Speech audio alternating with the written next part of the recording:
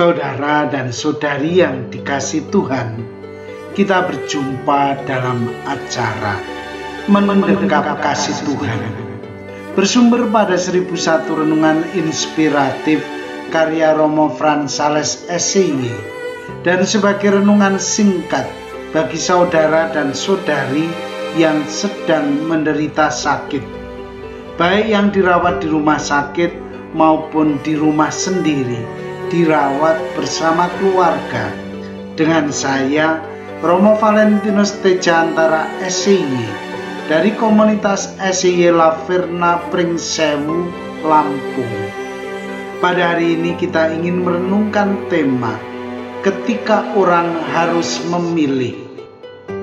Seorang perempuan berusia 25 tahun sudah 3 tahun ini berpacaran dengan seorang pemuda. Pemuda itu pacar pertamanya. Mengingat usianya sudah masuk usia nikah, ia tidak berniat putus hubungan dengan pemuda itu. Lagi pula, mencari pasangan hidup kan tidak mudah. Tetapi ada hal yang mengganjal di hatinya. Pemuda itu masih ingin bebas dan senang berpergian dengan teman-teman wanitanya yang lain. Kadang hanya berdua saja. Pemuda itu sering ditelepon, dikirimi surat, bahkan sampai dicium oleh teman-teman wanitanya itu. Pemuda itu tidak pernah memperkenalkan pacarnya dengan teman-temannya atau orang tuanya. Dia hanya bilang bahwa ia sudah punya pacar. Dia takut kalau pacarnya itu nantinya judes pada teman-temannya dan juga orang tuanya. Perempuan itu bingung, apakah pemuda itu dapat setia setelah menikah dengannya. Ia bergulat dengan dirinya sendiri. Setiap orang merindukan kesetiaan dari kekasih atau sahabat karibnya.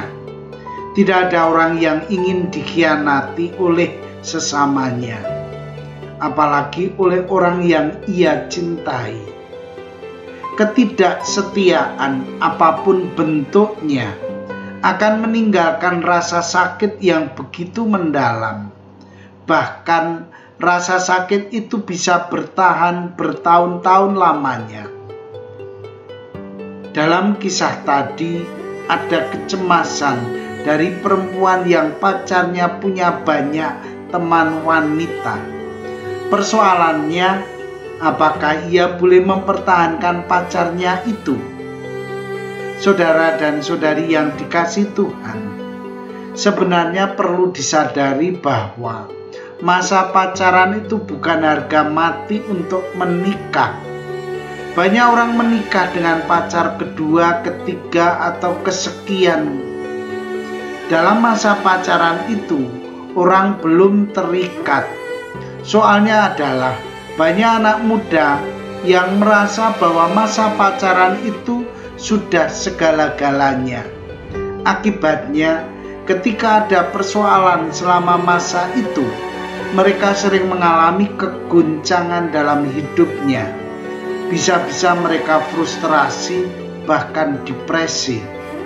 Karena itu, dalam masa pacaran ini, semestinya orang tidak perlu terlalu memaksakan diri untuk mengikat diri dengan orang tertentu. Masa pacaran itu masa saling melihat-lihat, masa saling mengenal. Ibaratnya orang berada dalam sebuah toko serba ada banyak pilihan. Orang tidak harus memilih salah satu dari yang dijual dalam toko serba itu. Kalau cocok dengan hati, baru orang dapat memilih atau membeli. Kalau tidak cocok sama sekali, apa gunanya dipilih?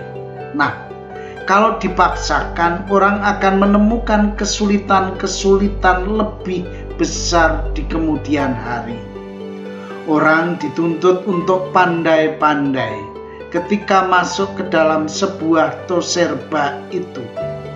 Jadi, bagi mereka yang sedang pacaran, jangan terlalu gegabah dalam mengambil keputusan. Ingat, kalau sekarang Anda salah memutuskan, akan menjadi bumerang bagi Anda. Saudara dan saudari yang terkasih, marilah mengakhiri renungan singkat kita dengan menyatukan iman, harapan, dan kasih kita kepada Tuhan. Akhirnya, berkat dan doaku selalu menyertai Anda yang sedang sakit. Semoga Tuhan memberi kesembuhan, kekuatan, dan ketabahan dalam memanggul salib hidup ini dan diberi semangat serta kesegaran. Doa dan berkatku selalu menyertai Anda. Sampai bertemu dalam renungan selanjutnya.